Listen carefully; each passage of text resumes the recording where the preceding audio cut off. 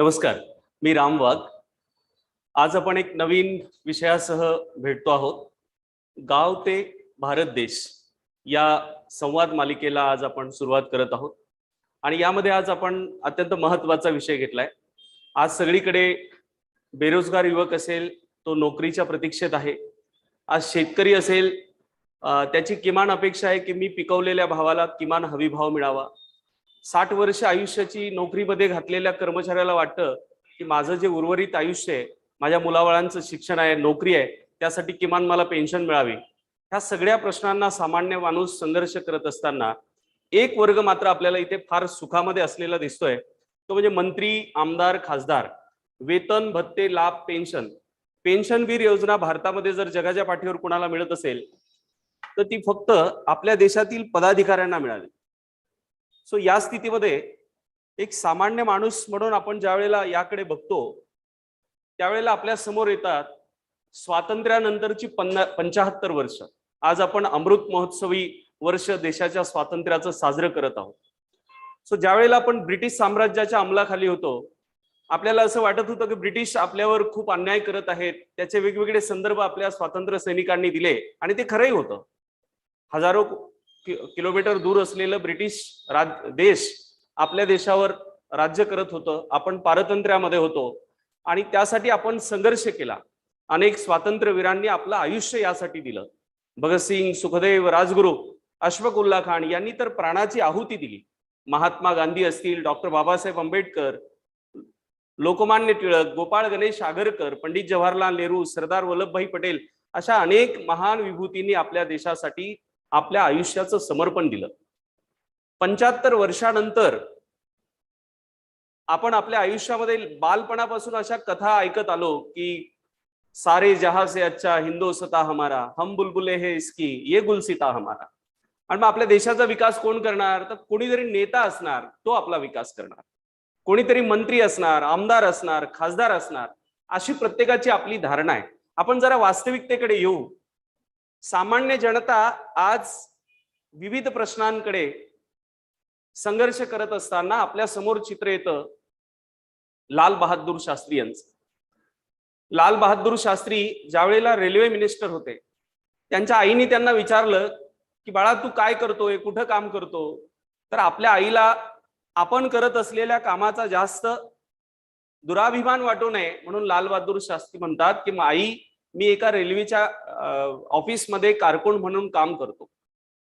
लाल बहादूर शास्त्री पुढे त्यांची देशाप्रती असलेली निष्ठा हे सगळं बघून हु इज आफ्टर नेहरू, त्यानंतर लाल बहादूर शास्त्री यांना आपल्या देशाचं सर्वोच्च स्थान म्हणजे पंतप्रधान पद देण्यात आलं. त्यावेळेचा एक प्रसंग आहे की त्यांची पत्नी असते आणि त्यांना प्रचंड वेदना होत असतात. लाल बहादूर शास्त्री कुठल्या तरी एका बैठकीमध्ये व्यस्त असतात आणि त्या स्थितीमध्ये त्या कार्यालयामध्ये फोन करतात आणि सांगतात की मला लाल बहादूर शास्त्री यांच्याशी बोलायचंय. लाल बहादूर शास्त्री बैठकीमध्ये असतात. पीएला मेसेज दिला जातो की मी बैठकीत व्यस्त आहे असं सांगा, फ्री झाल्यानंतर मी फोन करेल असा निरोप द्या. निरोप दिल्यानंतर तेव्हा त्या सांगतात की मला त्रास होतोय, मला दवाखान्यामध्ये जायचंय. पीए स्वतः निर्णय घेतात. लाल बहादूर शास्त्री यांच्या ड्रायव्हरला घेतात सोबत आणि लाल बहादूर शास्त्री यांच्या निवासस्थानाकडे जातात. तिथून मिसेस शास्त्री ज्या असतात यांना दवाखान्यामध्ये नेलं जातं. त्यानंतर संध्याकाळी लाल बहादूर शास्त्री सगळी ऑफिसची कामं आटपून घरी गेल्यानंतर त्यांना हा जो झालेला सगळा विषय आहे तो कळतो. दुसऱ्या दिवशी त्या गाडीचं त्या वेळेला असलेलं जे काय भाडं असेल त्या भाड्याचे तेवढे पैसे पगार झाल्यानंतर लाल बहादूर शास्त्री अकाउंटला जमा करतात. हे आपल्या देशाचं वैभव आहे. असे महान महापुरुष आपल्या देशाला लाभले म्हणून आपल्या देशाला स्वातंत्र्य मिळालं. आज कल्पना करा, आज असलेला आमदार खासदार जर स्वातंत्र्याच्या चळवळीला असता तर याच्यातल्या बऱ्याचशा टोळ्या ब्रिटिशांनाच जाऊन मिळाल्या असत्या स्वतःच्या हितासाठी. आणि म्हणून आपल्याला प्रत्येकाला जेव्हा लाल बहादूर शास्त्री किंवा इतर ज्या महान विभूतींनी आपल्या देशासाठी काम केलं त्यांच्याबद्दल हे स्मरण होतं की थोर महात्मे होऊन गेले, चरित्र त्यांचे पहा जरा, आपण त्यांच्या समान व्हावे, हाज सापडे बोध करा. हे लहानपणी शाळेमध्ये ऐकलेल्या कविता होत्या. पण त्या कविता आता वास्तविक जीवनामध्ये कुठेच दिसत नाही. आणि म्हणून सामान्य माणसाला प्रश्न पडतो की देशावर सीमेवर लढणारा जो सैनिक असेल तो 4 वर्ष लढणार आणि त्याला जुजबी काहीतरी पैसे देऊन तुम्ही रिटायर्ड करणार. या तरुणाशी विवाह केलेली पत्नी असेल, त्याची मुलं बाळं असतील, त्यांनी त्याचं आयुष्य कसं जगायचं. आणि दुसरीकडे आमदार म्हणून खासदार म्हणून निवडून जर आला, 2 वर्ष तरी मेंबर ऑफ पार्लमेंट किंवा आमदार म्हणून एमएलए म्हणून यांनी काम केलं तर याला आयुष्यभर पेन्शन मिळणार.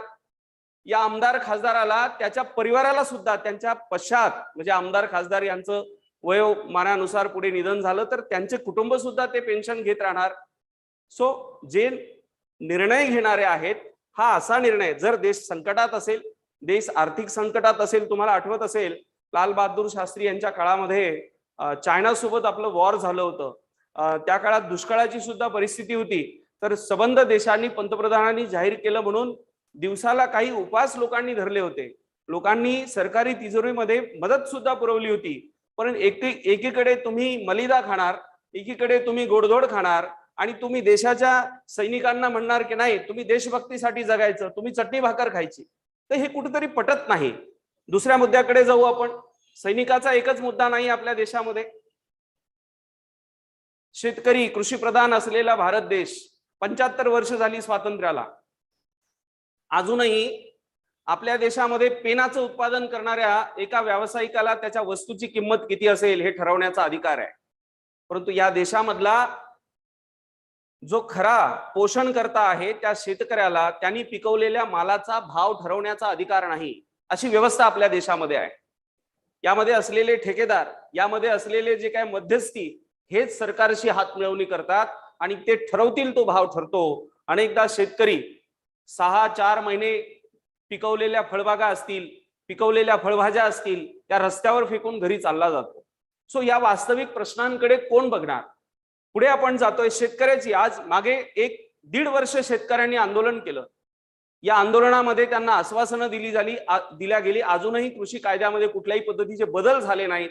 अजूनही शेतकरी मायबाप सरकार म्हणाला सुद्धा जरा संकोच वाटतो. मायबाप सरकारांनी शेतकऱ्याला काही द्यावं एवढी त्यांची पात्रताच नाही. तुम्ही शेतकऱ्याला रस्ते द्या, तुम्ही शेतकऱ्याला पूर्ण वेळ वीज द्या, तुम्ही त्यांच्या मुलांना शिक्षण द्या, तुम्ही त्यांना आरोग्याच्या सुविधा द्या, एवढं तुम्ही द्या. आणि हे तुम्ही दिल्यासाठी तुम्ही काही त्यांच्यावर उपकार करत नाही. त्याच्यासाठी सामान्य जनता टॅक्स देते, त्या टॅक्स मधूनच तुम्हाला ते करायचंय. हे रस्ते, हे वीज, हे पाणी हे जर तुम्ही दिलं आणि त्यांनी पिकवलेल्या मालाला जर हमी भाव दिला तर या शेतकऱ्यामध्ये एवढी ताकद आहे की तो सरकारला मदत करेल. शेतकऱ्यांना सरकारने काही द्यावं एवढी सरकारची कुठल्याच ताकद नाही. 58-60 वर्ष कर्मचारी म्हणून काम करणाऱ्यांना आता पेन्शन मिळणार नाही. कर्मचारी त्यासाठी आंदोलन करत आहेत. 58 ते 60 वर्ष काम करायचं, त्याच्यामध्ये नीट काम करायचं, थोडंही काम इकडे तिकडे झालं तर सीआर खराब होणार, त्याच्यात वेगवेगळ्या ऍक्शन्स होणार. एवढं होऊन 60 वर्षापर्यंत सर्व्हिस कंप्लीट करायची आणि त्याच्यानंतर त्याला पेन्शन मिळणार नाही. बर, या पेन्शन मध्ये काही वेगवेगळे प्रावधान घातलेत की तुम्ही तुमच्या पेन्शनसाठी काही पैसा टाका, मग सरकार त्यातनं टाकेल. म्हणजे सरकार सुद्धा त्याच्यातनं येणाऱ्या फिक्स पैशाला कुठेतरी डिपॉझिट करेल, तोही पैसा उद्योग आणि व्यवसायासाठी वापरेल आणि मग त्या कर्मचाऱ्याला परत दर महिन्याला तो जिवंत असल्याचं सर्टिफिकेट कार्यालयात सादर करेल आणि तिथून तो पेन्शन घेईल. बेरोजगारी, गरजेपेक्षा जास्त इंजिनिअरिंग कॉलेजेस काढल्या गेले. तुम्ही देशातल्या कुठल्याही राज्यामध्ये जा, कुठल्याही सामान्य माणसाचं इंजिनिअरिंग कॉलेज तुम्हाला दिसणार नाही. त्या इंजिनिअरिंग कॉलेजच्या मॅनेजमेंट व्यवस्थापनामध्ये तुम्ही जाल तर त्याचे अध्यक्ष आयदर एकतर खासदार असणार, आमदार असणार, मंत्री असणार. म्हणजे यांनीच पॉलिसी बनवायच्या, यांनीच दुकानं टाकायची, त्या दुकानातनं अनेक बेरोजगार इंजिनियर बाहेर काढायचे आणि 4-5 वर्षानंतर त्या इंजिनिअरिंगला झालेल्या मुलालाही प्रश्न पडतो, what about knowledge, where is my job. So म्हणजे जेवढ्या पद्धतीनं इंजिनिअरिंग कॉलेज म्हणा किंवा इतर जे काही प्रोफेशनल एज्युकेशनचे कॉलेजेस डेव्हलप झाले त्यासोबत शासनाची ही पण जबाबदारी होती की त्याच्यासोबत इंडस्ट्रीज डेव्हलप झाली पाहिजे, यांना काम मिळालं पाहिजे. मग आता हे मिळत नाही ते ठीक आहे, काय हरकत नाही, देश अडचणीत आहे. मग देश अडचणीत आहे तर अशा स्थितीमध्ये आता 2019चे इलेक्शन झाले, लोकसभेचे सुद्धा झाले आणि विधानसभेचे सुद्धा झाले. या इलेक्शनच्या एक एक सभा की ज्या सभांना हजारो नव्हे अनेक ठिकाणी लाखो लोक एकत्र येतात, या एका सभेचा जरी खर्च काढला तर लाखोच्या घरामध्ये जातो. सामान्य जनतेला तुम्ही विचारा, नव्हे तुमच्या एखाद्या मित्र आमदार खासदारालाच विचारा की त्यांची इलेक्शन झाली, त्या इलेक्शनच्या निवडणुकीला खर्च किती आला. बरं, आता याच्यातही ऑब्जेक्शन येऊ शकतं की नाही, त्यांनी खर्च एवढाच केला पाहिजे, यासाठी निवडणूक आयोग जे आहे त्याचे नियम असतात, दॅट इज ओके. पण जे आमदार खासदार स्वतःचे प्रतिज्ञापत्र भरून देतात त्याच्यात त्यांची उत्पन्न जर बघितली तर ती कोट्यावधी रुपयाची आहे. मग अशा आमदारांना वेतन, पेन्शन, लाभ, भत्ते या सगळ्यांची खरंच गरज आहे का जेव्हा देश अडचणीत आहे? आमदारांचा पगार आणि पेन्शनवर 5 वर्षात 5 अब्ज रुपये खर्च झालेत. देश तर अडचणीत आहे. सैनिकांना द्यायला पेन्शन नाही आपल्याकडे, शेतकऱ्यांना देण्यासाठी हमीभावाला पैसे नाहीत आपल्याकडे, 60 वर्ष काम करणाऱ्या कर्मचाऱ्याला पेन्शन द्यायला पैसे नाहीत आपल्याकडे, इकडे द्यायला पैसे कसे आहेत? हा प्रश्न सामान्य माणसाला पडतो. आणि मग आता ह्या प्रोव्हिजन होतात कशा, याच्या जरा टेक्निकल पार्ट कडे आपण गेलं पाहिजे. भारतीय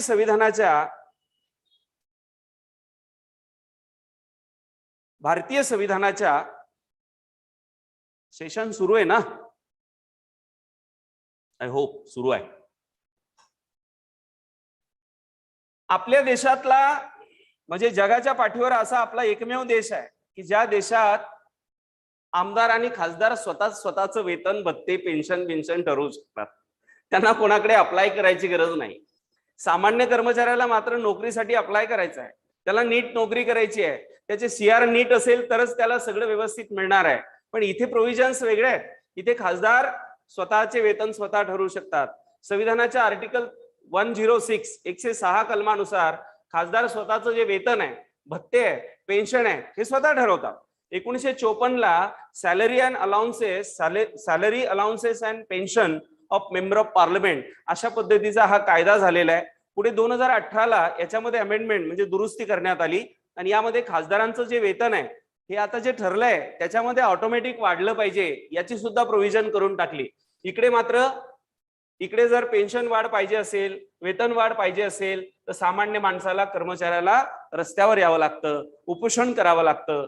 ते करून सुद्धा मिळेल का नाही याचक म्हणून मागावं लागतं. पण इथे अशा प्रोव्हिजन करून टाकल्या की ऑटोमॅटिक सगळं मिळणार. बघा इन्कम टॅक्स काय म्हणतंय, म्हणजे आता याच्यावर पुन्हा आणखी मोठा विनोद बघा, मिळालेल्या उत्पन्नावर टॅक्स पण नाही भरायचा, तो टॅक्स पण उत्पन्न इन्कम टॅक्स भरेल. मध्ये अशी प्रोव्हिजन केलेली आहे की 5 वर्षांनी खासदारांचं जे वेतन आहे हे ऑटोमॅटिक वाढेल, त्यांना कोणाला विचारायची गरज नाही, मागणी पण करायची गरज नाही. बरं, पुढे मग याला काय आधार काय दिलाय तर कॉस्ट इन्फ्लेशन इंडेक्स मध्ये टाकलाय म्हणे. याला कसं, समजा 5 वर्षामध्ये रुपयाची किंमत जी आहे ती कमी होते.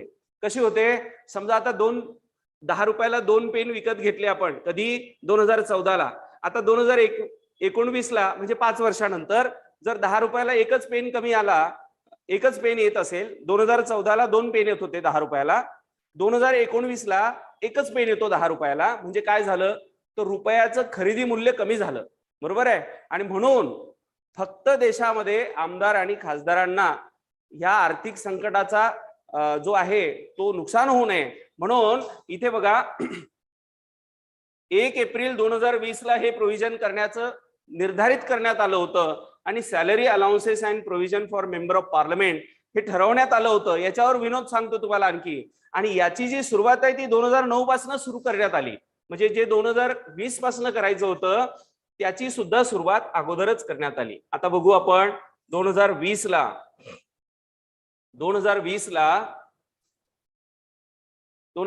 जी वाढ होती ती 2009 पासूनच करण्यात आली. आपल्याकडे कसं होतं, आता 2006 ला 7वा वेतन आयोग लागणार होता, 6वा वेतन आयोग, तर त्याचे जे काही अलाउन्सेस आहेत ते 2, 3, 4 वर्षानंतर मिळाले. पण इकडे जे 2020 ला लागू होणार होतं ते 2009 ला सुरू करण्यात आलं. सो इथे अडचणी बिलकुलच नाही आहेत देशात. चला, वेतन किती आहे बघा, आता खासदारांचं 1 लाख रुपये वेतन आहे. पुढे ड्युटी अलाउन्सेस आहे, हे वेतन तर आहेच, पण ते ड्युटीवर जर जात असतील, विशेष काही एखाद्या मिटिंगला जात आहेत, सभेला जात आहेत, त्याचे 2000 रुपये पर डे वेगळे आहेत. कॉन्स्टिट्युएन्सी जे असतं त्यांचा जो मतदारसंघ असतो त्याचा अलाउन्सेस 70,000 आहे. हा त्यातना कशावर खर्च करायचा त्याच्या काही प्रोव्हिजन्स नाही आहेत. 70,000 रुपये त्यांच्या मतदारसंघाच्या अलाउन्सेस पोटी दिले जातील. ऑफिस अलाउन्सेस साठी 60,000 रुपये दिले जातील. या ऑफिसमध्ये भलाई ते कर्मचारी बसतात नाही बसतात तो भाग वेगळा. ट्रॅव्हल करायचंय त्यांना, एअर ट्रॅव्हल फ्री आहे, रेल्वे ट्रॅव्हल फ्री आहे, बसेसचे ट्रॅव्हल फ्री आहे. बरं, याच्यामध्ये जर ट्रॅव्हल वाढले समजा तर त्याच्यामध्ये पण काही प्रॉब्लेम नाही, पुढल्या वर्षी ते ऍडजस्ट करून घेता येईल. ओके. आरोग्य भत्ता मिळतो, फक्त आमदार खासदारांनाच नाही तर त्यांच्या परिवारांना सुद्धा मिळतो. कुठे त्यांना काही हेल्थ प्रॉब्लेम झाले तर एम्स मध्ये लगेच ऍडमिशन मिळतं. सामान्य माणसाला जीएमसीला मिळेल का नाही ते सांगण्याची वेगळी पंचायत आहे. सो आता हे सगळं मिळावं म्हणजे असं नाही की यांना मिळू नये, पण मग जर यांना मिळतंय तर देश आर्थिक अडचणीत नाही आहे. आपण त्याच्याकडे पुन्हा वेगळं येऊ. पुढे पहा, घर असेल, वीज असेल, पाणी, गाडी, वृत्तपत्र, टेलिफोन हे सगळं फ्री. पुढे निवृत्ती पेन्शन, 2 दिवस जरी काम केलं, समजा आमदार म्हणून निवडून आले, खासदार म्हणून निवडून आले आणि नंतर 2-3 दिवसानं 5 दिवसानं त्यांना वाटलं की नाही करायचंय, राजीनामा दिला, तरी सुद्धा पेन्शन मिळणार. पण इकडे तसं नाही, कर्मचारी म्हणून काम 60 वर्ष करावं लागेल, 60 वर्ष नीट काम केलं तर पेन्शन मिळणार. पुढे पुढे आयुष्यभर पेन्शन मिळणार.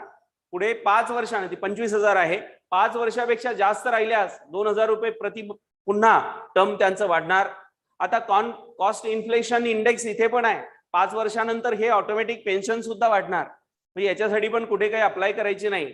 आता खासदार समजा अगोदर आमदार असेल तर त्याची पण वेगळी स्वतंत्र पेन्शन मिळणार.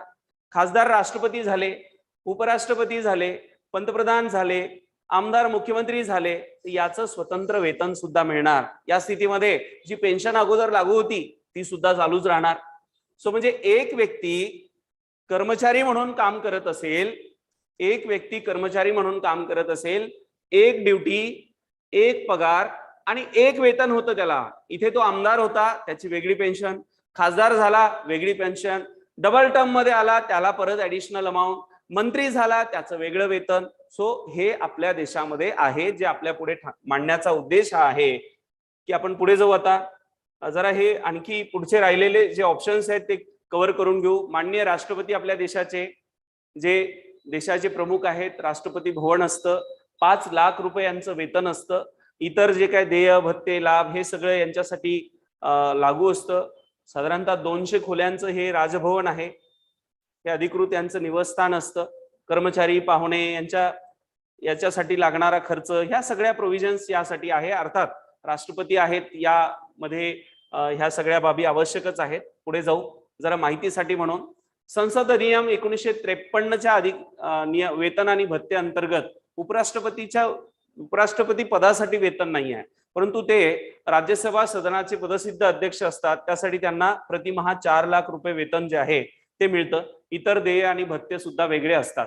माननीय पंतप्रधानांना खासदार म्हणून मिळणारं वेतन आणि इकडे हे 1,60,000 रुपये जे आहे हे वेतन, ते मानधन वेगळं. ओके. सो मूळ वेतन 50,000 रुपये आणि हे बाकीच्या ज्या प्रोव्हिजन आहेत ह्या सगळ्या. पुढे जाऊ. मुख्यमंत्री यांना साधारणतः 2 लाख, प्रत्येक राज्याचं वेगवेगळं आहे. आमदार म्हणून मिळणारं वेगळं, वेतन म्हणून जे आहे ते वेगळं, इतर देय भत्ते लाभ पेन्शन ह्या सगळ्या बाबी पुढे आहेच.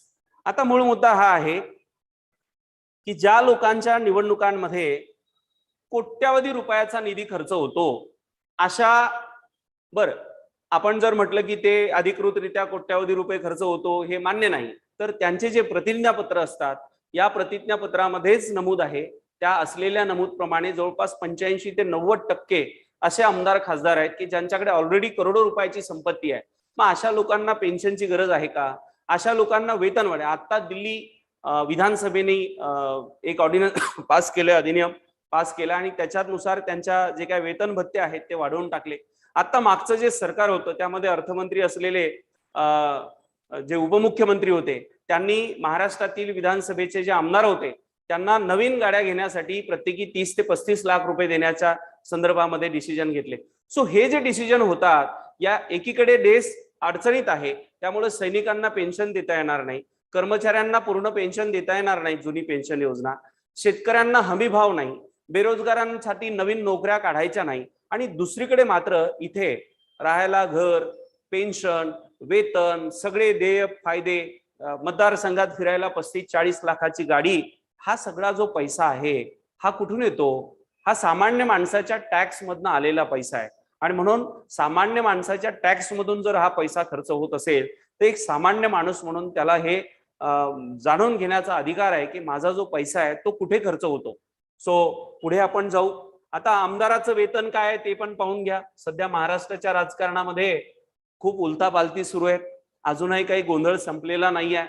हा, जुनं सरकार गेले, नवीन सरकार गेले, आणखी कोणाचा पक्ष राहणार, कोणाचा जाणार, तो बळकवणार, त्याचं चिन्ह बळकवणार, हे सगळं जोरदार पद्धतीनं सुरू आहे. म्हणजे 15 ते 20 वर्ष झाले, 15 ते 20 दिवस झाले महाराष्ट्राच्या राजकीय नेत्यांना हाऊसमध्ये बसून सामान्य जनतेचे जे प्रश्न आहेत त्यासाठी वेळ नाही आहे. मग आता काय, तर काय संकटात आहे, तर आणखी काय काय संकटात आहे, हे संकटात आहे, धर्म संकटात आहे, हिंदुत्व संकटात आहे. पण ऍक्च्युली 20 दिवसापासून तर सामान्य माणसाला हेच दिसते की यांना यांच्या खुर्च्या दिसत आहेत, आणि म्हणून एक टोळी उठते, दुसऱ्या टोळीला जाऊन मिळते, आणि वेगवेगळे सगळे जे काही विषय आहेत ते पुढे येतात. मग आता आमदार जे आहेत यांचं बघा काय स्थिती आहे. हा, वेतन 1.5 लाख रुपये, आमदाराचं पेन्शन 50,000, बर, याशिवाय प्रत्येक टर्मला 10,000च्या अतिरिक्त पेन्शन, पीएचा पगार 25,000, हा सगळा टॅक्स मधून जाणार आहे, त्यांना स्वतः काहीच द्यायचं नाही. ओके, 10,000 रुपये इतर टेलिफोन आणि इतर ऑपरेट करण्यासाठी. मंत्री झाले तर 1 ते 2 लाखापर्यंत, 1.5 ते 1,80,000 ते 2 लाखापर्यंत वेगळं वेतन. बर, आता हे सगळं आमदारांना दिलं जाणार. आता हे आमदार समजा फॉर्म भरतात. आता आपण यांचं कॅल्क्युलेशन करू. उदाहरणार्थ वेतन, आमदाराचं वेतन किती झालं? 1.5 लाख. बर, 1.5 लाख वेतन झालं.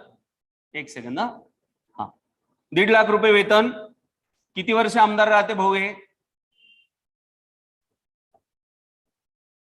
1.5 लाखाचं एका वर्षाचं सांग रे, किती होतं बाबू?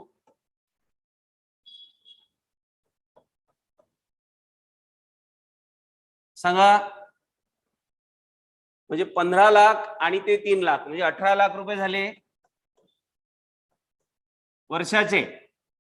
असं 5 वर्ष राहणार हे, है ना?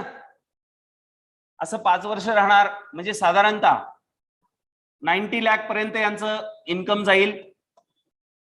बरोबर आहे? जो आमदार फॉर्म भरताना एका सामान्य एरियामध्ये राहत होता, तो आमदार 5 वर्षामध्ये हे उत्पन्न मिळत आहे याला 90 लाख रुपये. परंतु 5 वर्षानंतर ज्या वेळेला हा फॉर्म भरायला जातो, अचानक या आमदाराचं 5 वर्षात उत्पन्न काही 100-200 कोटीच्या पुढे चाललं जातं. याच्यावर कुठल्याही पद्धतीची इन्क्वायरी नाही. सामान्य नागरिक असेल, सामान्य कर्मचारी असेल तर त्याला लगेच नोटीस, त्याच्याकडनं लगेच उत्पन्नाचे स्रोत मागितले जाणार. सो आता हे सगळं सांगणं म्हणजे याच्या मागचा हेतू काय बाबा, याच्याकडे आपण वेगळं येऊ. खाली ग्रामपंचायती आहेत, त्यांच्या लोकसंख्या आहेत, त्याप्रमाणे असलेले जे काही सरपंच आहेत त्यांचे सुद्धा वेतन आपल्या माहितीसाठी इथे दिलेत. आता खासदार आमदार 2 दिवस काम केलं तरी आयुष्यभर पेन्शन आहे. 25व्या वर्षी एखादा व्यक्ती खासदार झाला किंवा आमदार झाला, 5 वर्ष काम केलं, 5 वर्षापासून पुढे म्हणजे सामान्यतः माणसाचं आयुष्य तसं आमदार खासदाराचं जास्तच असतं. आरोग्याच्या सुविधा एकदम लगेच अवेलेबल होतात. मग आता हा 80 वर्षापर्यंत आमदार खासदार साहेब हे पुढे या सगळ्या पेन्शनला घेणार. मग जसं कर्मचाऱ्याला आहे की बाबा नोकरी लागली, किमान 20 वर्ष काम केल्याशिवाय पेन्शन मिळणार नाही, पण तसं यांना पण नियम लागू असायला पाहिजे होता. किंवा 5 वर्षानंतर पेन्शनची गरजच काय, जर समाजसेवेसाठी म्हणूनच काम करायचंय, 30 वर्षापासून आयुष्यभर पेन्शन घेणार. निवडणुकीत ज्या व्यक्तीची करोडो रुपयाची खर्च करण्याची ताकद आहे त्याला पेन्शनची गरज काय? आता जेवढी सेवा केली तेवढंच पेन्शन का दिलं जाऊ नये, है ना? कर्मचाऱ्यांप्रमाणे पेन्शन आवश्यक असलेल्या वयातच का दिली जात नाही? की ठीक आहे ना, 5 वर्षाचं काम केलं, 30व्या वर्षी तुम्ही खासदार संपले, खासदारकी, रिटायरमेंट तुमचं म्हणजे कर्मचाऱ्यांप्रमाणे 60 वर्षाचं धरलं जाईल आणि 60 वर्षानंतर पेन्शन चालू करायला पाहिजे यांना पण. म्हणजे 30व्या वर्षी पेन्शन चालू करायची काय गरज आहे? जर समाजसेवेसाठीच राजकारण करायचंय तर मग स्वतःचं जे काही वेतन आहे किंवा पेन्शन आहे हे गरजू लोकांना दान करता येईल. हे चांगले आदर्श उद्योगपतींनीच करावेत का? हे चांगले आदर्श फक्त समाजसेवकांनीच पुढे ठेवावेत का? आणखी काही या संदर्भातल्या बातम्या आहेत ज्या तुमच्या पुढे ठेवतो. लोकसभा पेन्शन 3580 या अगोदरचे पूर्व खासदार आहेत, यांना 2268 पूर्व इतर संसद सदस्य आहे यांच्यासाठी दिली जाणारी जुनी पेन्शन आहे. 2017 ते 18 मध्ये 58 करोड रुपये प्रति महिना खासदार पेन्शनवर खर्च झालेत. 2018-19 मध्ये 70 करोड प्रति महिना खासदार पेन्शनवर खर्च झालेत.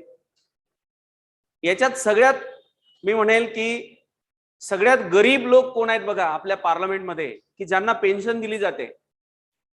रेखा, चिरंजीवी, जया बादुरी, जया बच्चन, धर्मेंद्र, हेमा मालिनी हे भारतातले सगळ्यात गरीब लोक आहे. हे खासदारचा टेन्युअर संपल्यानंतर पेन्शन घेतात. बरं, यांच्यापैकी कोणी पेन्शन डोनेट पण करत नाही आणि यांना सुद्धा पेन्शनचे प्रोव्हिजन्स आहे बरं का. पुढे चला. आता काही अनेक उद्योगपती आहेत की जे संसद राहिलेले आहेत. म्हणजे आता ते किंगफिशर वाला जो पळून गेला ना लंडनला, विजय काय नाव त्याचं, माल्या, हा तो सुद्धा राज्यसभेला खासदार होता. हा म्हणजे त्याचे जर आता ITR मध्ये काढलं तर त्याची अजून पेन्शन सुरू असेल बरं का, किंवा बंद केली असेल ते सांगता येणार नाही. परंतु एवढे मोठे उद्योगपती यांना सुद्धा पेन्शन लागू आहे आपल्या देशामध्ये. फक्त सैनिकांना द्यायला नाही आहे, कारण त्यांनी देशसेवा करायची आहे.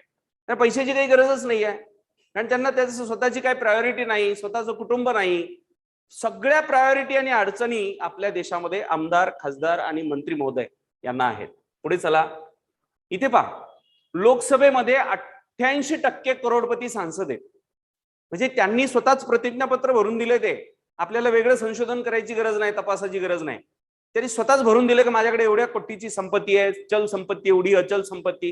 हे 88% आहेत. 78% करोडपती विधायक आहेत. म्हणजे जेवढे विधायक म्हणजे जेवढे आमदार आहेत हे 78% करोडपती आहेत. तरी यांना वेतन आणि आयुष्यभर पेन्शनची गरज आहे. या देशात ह्या सगळ्या गोष्टी होत आहेत, याच्यावर कोणीतरी बोललं पाहिजे. ओके, आता विधायक एखादा खासदार झाला म्हणजे आमदार होता आधी, नंतर खासदार झाला, नंतर मंत्री झाला. आमदार, खासदार, मंत्री तिन्ही पदाची वेगवेगळी पेन्शन आहे. 3 टर्म 4 टर्म वेगवेगळ्या टर्मला जर आमदार खासदार राहिले त्याचे वेगळे आणखी ऍडिशनल बेनिफिट्स आहेत. आता वेगवेगळ्या राज्याची स्थिती इथं घेतली आहे. खूप सारे डिटेल्स आहेत वेगवेगळ्या राज्यामध्ये. सगळीकडे नियमच यांनी करायचे आणि सगळ्या बाबतीत असे नियम बनवायचे की सामान्यतः त्यामध्ये कुठल्याही पद्धतीची अडचण येता कामा नये. आता सामान्य माणसाची काय स्थिती आहे? सामान्य माणूस कर्मचारी म्हणून लागला, 58 ते 60 वर्षापर्यंत काम करा. तेही काम नीट केलेलं पाहिजे. त्याच्यामध्ये काही कामात कमजोर असेल, बरं इकडे CR नाही आहे. आमदार खासदार यांचं पण सोशल ऑडिट व्हायला पाहिजे ना, की बाबा सॉरी डिस्टर्ब झालं मध्ये. आमदार आणि खासदार यांचं पण सोशल ऑडिट व्हायला पाहिजे. 5 वर्षाचा टेन्युअर होता.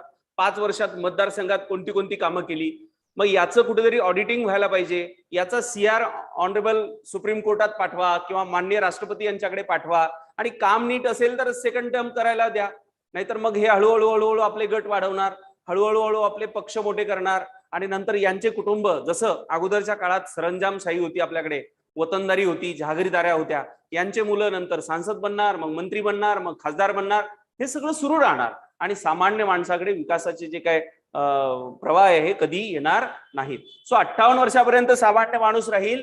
याच्यातही त्याची प्रकृती जरी खराब झाली तरी 20 वर्षाच्या आधी रिटायर्ड झाला तर त्याला पेन्शन मिळणार नाही. पुढे डीसीपीएस करणाऱ्या कर्मचाऱ्याला स्वतः पैसे टाकावे लागतील. सरकार काही टाकेल आणि हा जमा झालेला पैसा शेवटी त्याला मिळेल. म्हणजे त्याला बाबा तुला 58 वर्ष शासनाची नोकरी करायची आहे, पण त्याच्यानंतर जर तुझं आयुष्य तुला जर सन्मानानं जगायचं असेल तर तुझ्या पेन्शनची व्यवस्था तूच कर. सामान्य माणसासाठी नियम. भारतीय सैन्यामध्ये तुम्हाला नियुक्त व्हायचंय, अत्यंत प्रेरणादायी असं नाव तिथे मिळणार, अग्निवीर. 4 वर्ष काम करायचं, त्याच्यानंतर जुजबी काहीतरी पगार हातामध्ये 10 लाख रुपये द्यायचे आणि सांगायचं आता हे पैसे घ्या, तुम्ही जे काय काम केलं ते देशभक्ती होती. ती देशभक्ती होती आणि पुढचं आयुष्य त्यांनी कसं जगायचं, ह्या सगळ्या प्रश्नांकडे कोणी बघायचं नाही. सेवानिवृत्तीचं एक वय आहे, 15 वर्ष नोकरी करूनही कर्मचाऱ्यांना पेन्शन दिली जात नाही. ओके, पुढे 50% कर्मचारी पेन्शन भरणार, 50% शासन भरणार. आता ते पण बंद करण्याच्या मार्गावर आणखी पुढे पावलं टाकणं चालली आहे. म्हणजे 20 वर्ष काम केल्यानंतर त्याच्यातलंही अर्ध पेन्शन शासन देत आहे. सो ह्या सामान्य माणसांसाठी असलेल्या प्रोव्हिजन्स आहेत. सो म्हणून हे सगळं आता जसजसे हे महाराष्ट्रातून सुरतला चाललेत, सुरतवरून गुवाहाटीला चाललेत ना, तिथून येऊन एक गट दुसऱ्या गटाला मिळतोय, सरकार स्थापन करतोय, तर सामान्य माणसांना सुद्धा आता विचार करण्याची गरज आहे की जे आपल्या स्वतःच्या सत्तेसाठी स्वार्थासाठी असं सगळं करू शकतात, सामान्य माणसांनी सुद्धा विचार करण्याची गरज आहे. आणि म्हणून दुरुस्ती ही डायरेक्ट टॉपवर होऊ शकत नाही. दुरुस्ती करायची असेल तर ती बेसिक पासून करावी लागेल. अगोदर म्हण होती यथा राजा तथा प्रजा, आता फण बदलली आहे. यथा प्रजा, आता जी म्हण आहे ती बदलली आहे. ही म्हण आता यथा प्रजा तथा राजा. सामान्य माणसातूनच असे जे लोकप्रतिनिधी आहेत ते संसदेमध्ये किंवा घटक राज्य कायदे मंडळामध्ये जातात. आणि म्हणून बदल देश पातळीवर करून चालणार नाही, बदल राज्य पातळीवर करून चालणार नाही, बदल बेसिक मध्ये करावा लागेल, तो म्हणजे गावात करावा लागेल. तुमच्या गावात सुद्धा असे काही लोक आहेत की ज्यांचे एकच कुटुंब पिढ्यानपिढ्या त्या गावातल्या विकासाच्या कामांना आपल्या हातामध्ये ताब्यामध्ये ठेवले आहे. इथं सामान्य माणसांनी पुढे आलं पाहिजे आणि ऍक्च्युअल ज्यांना विकास कामांची गरज आहे त्यांनी त्याच्यामध्ये सहभागी झालं पाहिजे. त्याशिवाय खऱ्या अर्थानं लोकशाहीची जी मूल्य आहेत ती आपल्या देशामध्ये रुजणार नाहीत. आणि म्हणून बदल हा गाव पातळीपासून तालुका, तालुक्यापासून जिल्हा, जिल्ह्यापासून राज्य, राज्यापासून देश अशा पद्धतीनं झाला पाहिजे. आणि तेव्हा खऱ्या अर्थानं सर्वांना समान संधी, भारतीय संविधान काय म्हणतंय, सर्वांना संधीची समानता. आता ही संधीची समानता मागून मिळणार नाही, ती आपल्याला आपली घ्यावी लागेल, त्याशिवाय दुसरा पर्याय नाही. आणि म्हणून लोकशाही व्यवस्थेमध्ये राजा कसा असावा, लोकप्रतिनिधी कसा असावा, यासाठी आजचे जे काही आमदार खासदार आहेत आणि यांचं जे 5-5 वर्षानं फॉर्म भरताना 500 पटीनं उत्पन्न वाढतं. म्हणजे एक आमदार 2019 ला फॉर्म भरतो, आपण बघितलं आमदाराला किती पगार मिळतो, 1.5 लाख पगार मिळतो. म्हणजे 5 वर्षाचा पगार किती झाला, 90 लाख. परंतु 5 वर्षाआधी फॉर्म भरताना ज्या आमदाराचं उत्पन्न 1.5-2 कोटी होतं, 5 वर्षानंतर त्याचं उत्पन्न 500 कोटी असतं. आता ही एवढी मोठी वाढ कशी झाली, हा प्रश्न सामान्य माणसाला पडतो. अर्थात याचे काही स्रोत माहिती नाहीत लोकांना, अशातला भाग नाही, परंतु तरी प्रश्न पडतो. आणि जेव्हा बॅलन्स शीट बघितली जाते तर आमदाराच्या बॅलन्स शीट मध्ये असते की कृषीमधनं आलेलं उत्पन्न, फळबागांमध्ये आलेलं उत्पन्न. मग शेतकऱ्याच्या फळबागांमध्ये आलेल्या उत्पन्नाला तर हमी भाव नाही.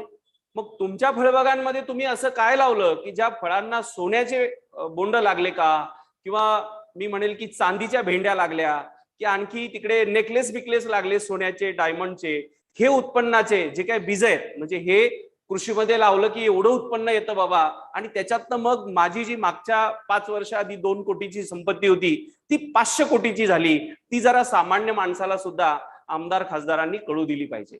म्हणून राजा कसा असावा, छत्रपती शिवाजी महाराजांचं स्मरण असलेला आणि वारसा असलेला हा महाराष्ट्र आहे. दुष्काळ, आर्थिक समस्या ह्या आताच येतात अशातली बाब नाही, त्याही काळात येत होत्या. महाराजांचा राज्याभिषेक होणार अशा सगळ्या तयारीमध्ये सगळी परिस्थिती चालू होती. त्याच्या अगोदरचा अनेकदा प्रयत्न झाला, पण तो पुढे टाकावा लागला. एकदा असाच स्वराज्यामध्ये दुष्काळ पडला होता. महाराजांनी स्वतःच्या जवळचं सगळं धनधान्य, जे काही संपत्ती असेल, धन असेल, सगळं विकलं आणि जिथे जिथे दुष्काळ असेल तिथे तिथे त्या सगळ्या व्यवस्था केल्या. असं करूनही आता सगळं संपत आलंय, परंतु दुष्काळी भागामध्ये मदत अजूनही पोहोचवणं आवश्यक आहे. महाराजांनी आपल्या सगळ्या अष्टप्रधानांची बैठक घेतली. बैठक घेऊन महाराजांनी सेनापतींना आणि सगळ्यांना सूचना केल्या की आपल्या स्वराज्यामध्ये असे कोणी शाहूकार असतील तर त्यांना पत्र पाठवा. त्यांना पत्र पाठवा की स्वराज्य संकटात आहे, स्वराज्याला मदतीची गरज आहे. अनेक शाहूकारांनी स्वतः राजधानीला येऊन महाराजांकडे मदत सुपूर्द केली, परंतु त्याही मदतीतनं जे काही दुष्काळाची परिस्थिती होती त्याचं निवारण झालं नाही. आणि म्हणून आणखी काही 4 बड्या शाहूकारांची यादी तयार केली महाराज म्हणाले मी स्वतः जातीनं येतो. सेनापतीला घेऊन निघाले. एका सावकाराकडे गेले, त्यांनी काही मदत दिली, दुसऱ्याकडे दिली. एक सावकार त्याच्यातला जरा चनाक्ष होता. त्यांनी महाराजांना विचारलं की आपण स्वराज्य संकटात आहे म्हणून मदत मागायला आलात, तर राजा म्हणून आलात की कर्जदार म्हणून आलात? महाराज म्हणाले राज्य माझं कुठलं, राज्य तर तुमचं. तुमच्या राज्यासाठी तुमच्या जमिनीची, तुमच्या जीवाची रक्षण करण्याची जबाबदारी तेवढी माझी. राज्य तर तुमचं आहे, राज्य तर रयतेचं आहे. आणि मग तेव्हा सावकार म्हणाला की जर कर्जदार म्हणून आलात तर तारण काय ठेवणार? महाराज विचारात पडले. सेनापती सरसावला. महाराजांनी सेनापतीला थांबवलं आणि महाराजांनी विचारलं की सावकार तारण काय देणार? जे होतं नव्हतं ते सगळं विकलं आणि रयतेसाठी आता सगळी व्यवस्था केली आहे. आणि तेव्हा महाराजांनी म्हटलंय की तारणच हवंय ना. महाराजांनी बाजूला असलेली एक गवताची काडी तोडली आणि सावकाराच्या हातीत दिली. सेनापती पुढे सरसावला आणि म्हणाला हा घ्या, ती दिली आहे महाराजांनी. सावकारांनी ती गवताची काडी घेतली आणि जे काही कर्ज होतं ते महाराजांना दिलं. पुढे दिवस पालटले, पाऊस पडला, कृषी झाली, स्वराज्यात धनधान्य आलं आणि चांगली बरकत स्वराज्याच्या ठाई आली. महाराजांनी लगेच याद्या करायला लावल्या आणि जे काय सावकारांकडून कर्ज आणि मदत घेतली होती त्याची परतफेड करण्याचे आदेश दिले. पण महाराजांना स्मरण झालं त्या चनाक्ष सावकाराचं आणि महाराजांना सेनापतीला विचारलं की तुम्ही सगळ्यांचे दिलेत का? ते म्हणे हो दिलेत, पण त्यातला जो एक आहे ज्यांनी मला तारण मागितलं होतं त्याच्याकडे मी स्वतः येणार. महाराज त्याचं कर्ज, त्याचं व्याज बीज घेऊन त्याच्या घरी गेले. तिथं गेल्यानंतर महाराजांनी त्याला विचारलं की तुमचे सगळे कर्जाचे ठरल्याप्रमाणे पैसे परत करत आहे, तुम्ही आम्हाला स्वराज्यासाठी मदत केली त्यासाठी आभारी आहे. असं म्हटल्यानंतर सावकारांनी पैसे घेतले, तिजोरीत टाकले, महाराजांना नमस्कार केला आणि सगळं झाल्यासारखं तो उभा राहिला. तेवढ्यात महाराज म्हणाले, सेनापती पण म्हणाला की चला महाराज आपल्याला पुढच्या मोहिमेवर जायचंय. महाराज थांबलेलेच आहेत. आणि तेव्हा महाराजांनी सावकाराला म्हटलं की मी तुम्हाला तारण म्हणून दिलं होतं. तेव्हा सावकार म्हणाला तारण? तुम्ही काहीच दिलं नाही महाराज. परत महाराज म्हणजे छत्रपती शिवाजी महाराज म्हणाले की नाही मी तुम्हाला तारण दिलं होतं. तेव्हा सावकार म्हणाला महाराज तुम्ही गवताची काडी दिली होती, त्या गवताच्या काडीचं महत्व ते काय? आणि तेव्हा स्वराज्याचा हा जननायक कडाडला की या स्वराज्याची कुठलीही वस्तू, कुठलीही चीज वस्तू काय तर या स्वराज्याची गवताची काडी सुद्धा मी गहाण पडू देणार नाही. आणि तेव्हा सावकार चमकला. महाराजांना प्रत्येक वस्तूचं, प्रत्येक माणसाचं आणि रयतेचं म्हणजे जीवापाड जे काय मी म्हणेल की महत्व होतं ते रयतेच्या राजा शिवछत्रपतींना होतं. अपेक्षित आहे की लोकशाहीमध्ये असे आमदार खासदार असावे. की असे आमदार खासदार अपेक्षित नाही या देशाला की जे 5-5 वर्षात आपल्या 10-10 पिढ्यांचे उत्पन्न उभे करतात आणि हेच नंतर जनसभा घेणार आणि समाजाला देश कसा असावा, समाज कसा असावा या सगळ्यांसाठी मार्गदर्शन करणार. हा विरोधाभास कुठेतरी संपला पाहिजे. आणि सामान्य माणसांचा देश आहे हा. कृषी मध्ये काम करणाऱ्या शेतकऱ्यांचा देश आहे. कष्ट करून उभं करणाऱ्या प्रत्येक कामगाराचा देश आहे.